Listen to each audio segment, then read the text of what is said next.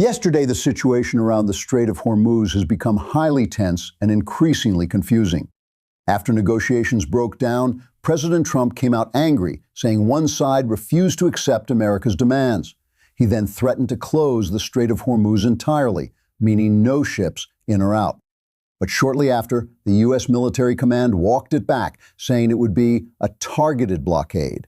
In other words, ships going to or from ports that are not Iranian would still be allowed to pass.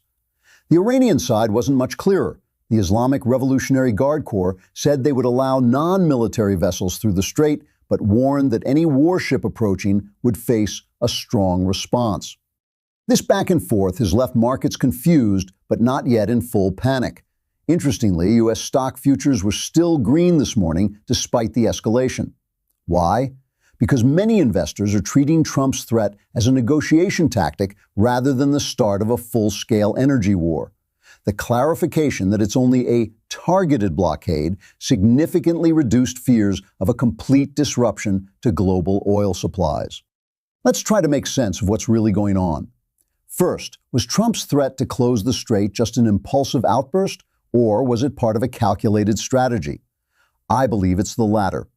Trump has long wanted to reshape global energy flows.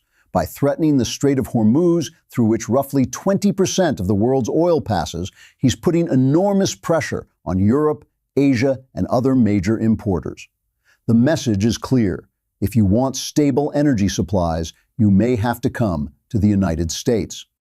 Europe and Asia are heavily dependent on oil flowing through Hormuz. A full closure would be chaotic and draw global condemnation. But by threatening it and then offering a targeted version, the U.S. can appear reluctant while still applying maximum economic pressure. At the same time, Iran is also highly dependent on the strait.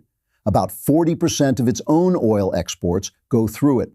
So any disruption hurts them too, but it hurts their revenue immediately. This is classic economic warfare.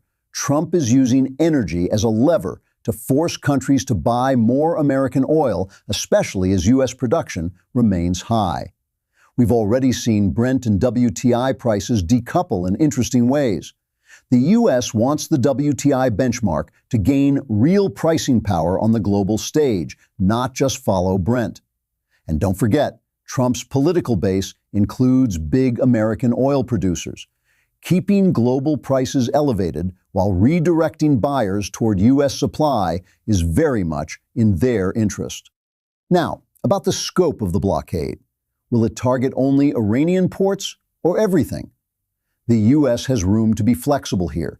They can tighten or loosen the restrictions depending on how Iran and the world respond. It's possible the net slowly closes tighter around Iranian oil exports specifically. If that happens, the question becomes who benefits. Other Middle Eastern producers like Saudi Arabia could potentially increase output through their east-west pipelines. But at what price? And many countries may simply end up buying more expensive American oil. In the short term, this would mean higher energy costs for importers, feeding into imported inflation that eventually ripples through supply chains. Will the U.S. keep the strait closed long-term? Probably not.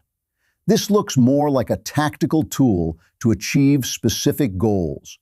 They can open and close the pressure valve as needed, tightening when they want higher prices or more leverage, loosening when it suits them.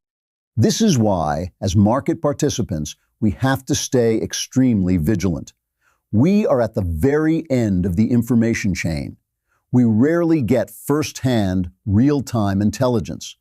What we're seeing is a mix of hard rhetoric, military posturing, and cold economic calculation. Behind the missiles and warships, the real game is about energy, finance, and long-term leverage. If you found this analysis helpful, please like the video and subscribe for more straight-talking geopolitical and market breakdowns. I'll see you in the next one.